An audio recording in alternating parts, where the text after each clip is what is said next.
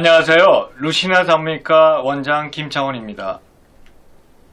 오늘은 산전검사에서 임신부에게 매우 중요한 풍진검사에 대해 알아보는 시간을 가지겠습니다. 풍진은 전 세계적으로 매년 10만 명이 발생하고 우리나라가 속한 서태평양 지역에서 약 9천 명이 발생하는 것으로 알려져 있죠.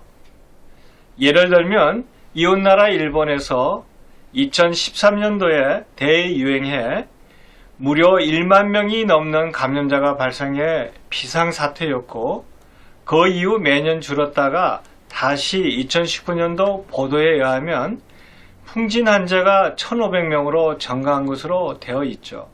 우리나라에서는 2011년에 53명, 2016년에 11명, 2019년엔 8명으로 점차 감소하여 풍진 안심국가로 인정받았습니다.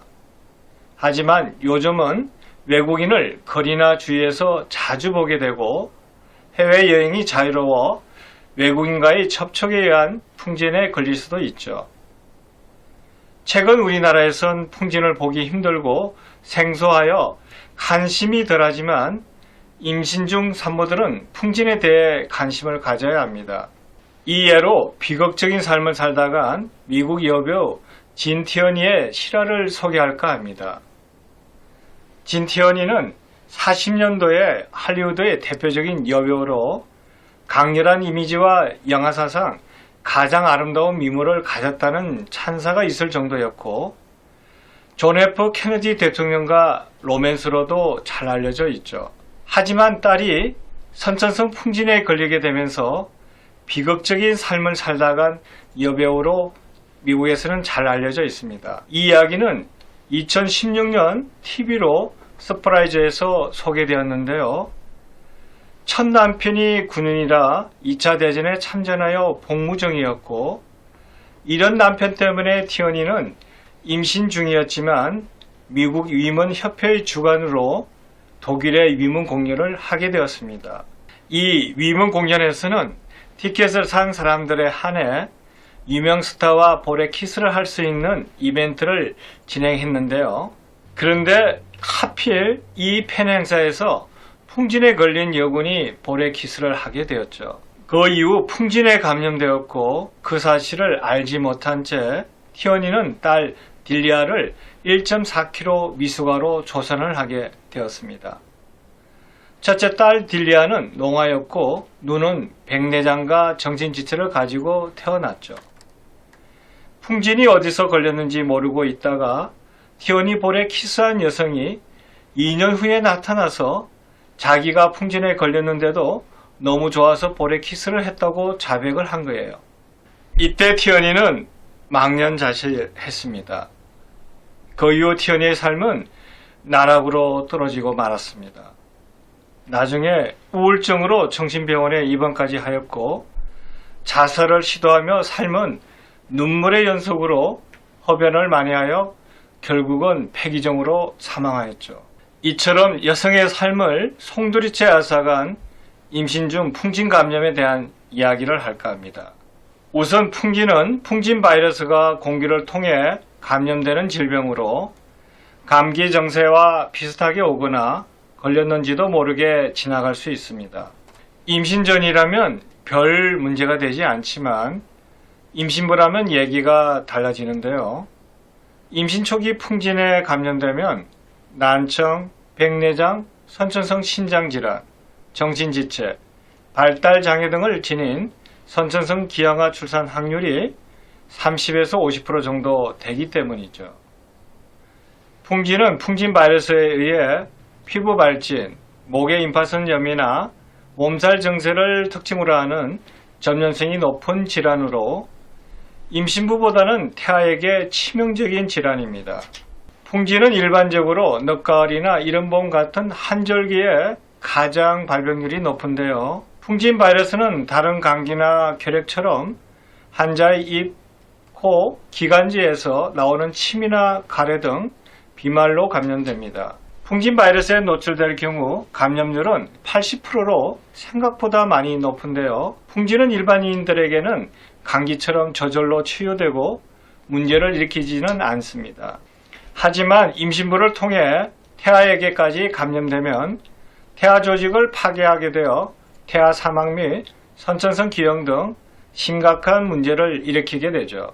난청, 백내장, 선천성 심장질환, 발달장애 등의 이상이 단독 혹은 복합적으로 나타나는 선천성 풍진증후군의 기형아 출산 확률은 30에서 50% 가까이 됩니다.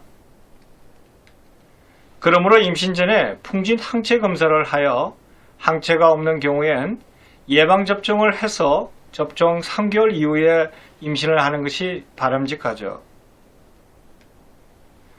풍진에 걸리게 되면 다양한 증상이 나타나며 소아와 성인에서 차이가 나는데요. 약 25%에서 50%는 증상이 없고 증상이 나타나는 경우는 몸살 감기, 반전 구진성 발진, 목 뒤와 후두부에 림프절이 부어오르고 미열 등이 나타나죠. 그리고 몸이 피곤해서 움직이기 싫은 근태감이랑 피로가 옵니다. 풍진의 일반적인 잠복기는 14일에서 23일이고 보통은 16일에서 18일입니다. 성인은 발진 전에 하루에서 5일간 미열, 근태감, 림프절 종창, 몸살 감기 같은 전구 증상이 나타나는데요. 풍진이 감기와 구별되는 가장 큰 증상은 발진입니다. 발진은 간혹 가려움증을 동반하지만 색소 침착은 남기지 않습니다. 소아보다는 성인에서 증상이 심하여 관절통이나 관절염은 성인 여자 환자의 약 70%가량에서 관찰되며 주로 손가락, 손목, 무릎 부위에 생깁니다. 풍진 검사는 임신부의 혈액을 뽑아 풍진에 대한 항체가를 측정하여 감염 여부와 면역성을 검사하는데요. 풍진을 앓았거나 예방접종을 받은 사람은 항체가 양성으로 나오고 감염되지 않은 사람은 항체가 음성으로 나옵니다. 풍진의 항체는 IgG와 IgM이 있으며 각각의 항체가 양성인지 음성인지에 따라 진단 기준이 다릅니다. 풍진 IgG 항체는 항체가가 10 IgG per ml 이상을 양성으로 판단하며 양성인 경우는 항체가 있어 풍진 감염에 대해 안심을 해도 된다는 뜻입니다. 풍진 IgG 항체가 IgG per ml 미만을 음성이라고 하며 음성이면 풍진에 걸릴 위험성이 있어 풍진에 감염이 되지 않도록 해야겠죠. 풍진 IgG 항체는 풍진 바이러스에 노출된 후 12일에서 14일에 혈청 내에 생성되기 시작하며 발전이 나타난 후 12일에서 14일에 최고치에 도달했다가 발진 3주째 약간 감소되어 4주부터 일정한 농도를 유지하여 평생 동안 지속되는데요.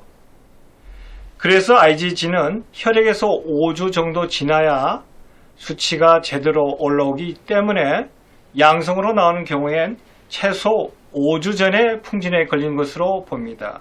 그 다음으로 풍진 IgM 항체가 양성이면 최근 감염을 의미하고 이럴 때는 2, 3주 후에 재검을 해서 풍진 IgG 항체의 변화를 확인해 최근 감염 여부를 진단하게 됩니다. 참고로 풍진 IgM 항체는 임상 증상이 나타난 후 7일에서 10일에 최고치에 이르고 발진이 나타나고 4주간 지속되죠. 이렇게 풍진 항체가를 이용한 풍진 검사를 하여 최근 감염으로 진단되면 태아에게 심각한 기형을 유발하기 때문에 임신 지속 여부를 의사와 상담해야 합니다.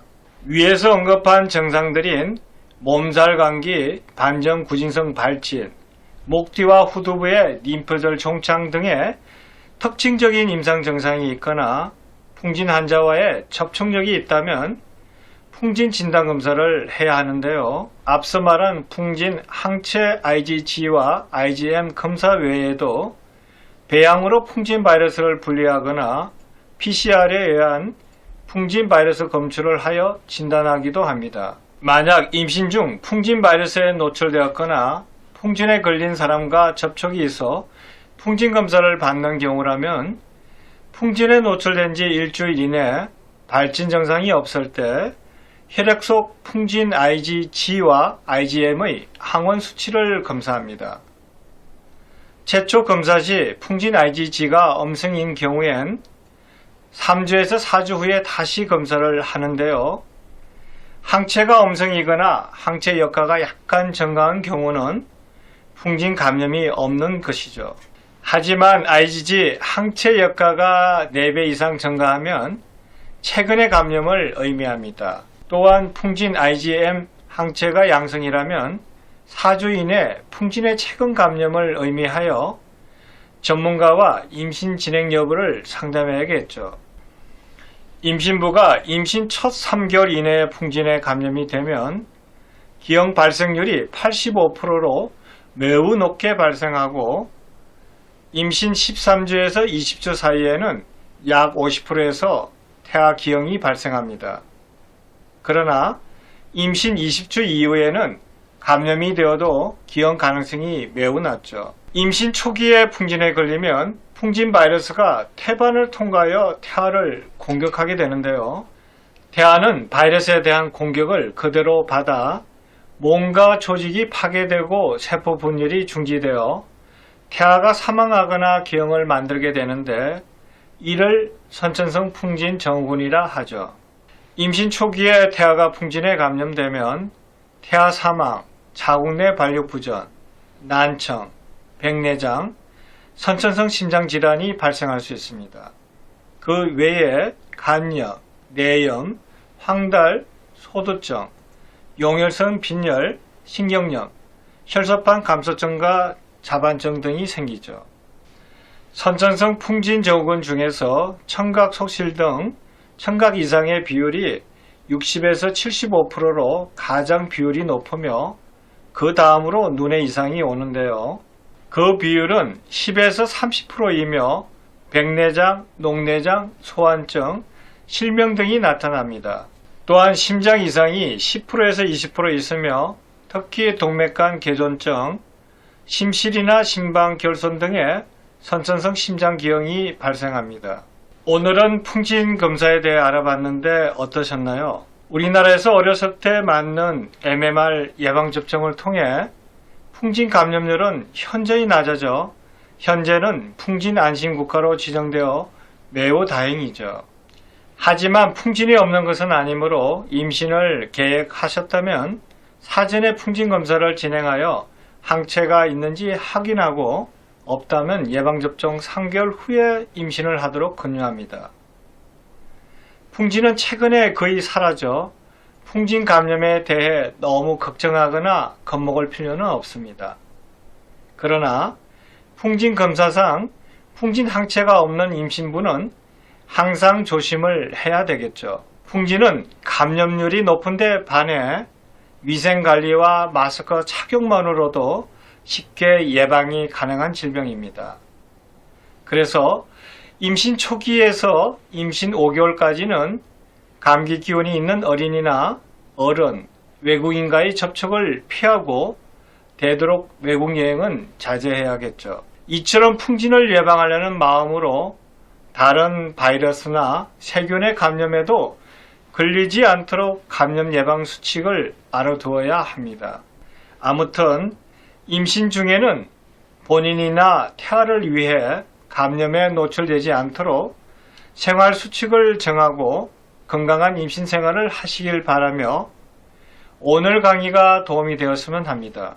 그럼 오늘도 행복하세요.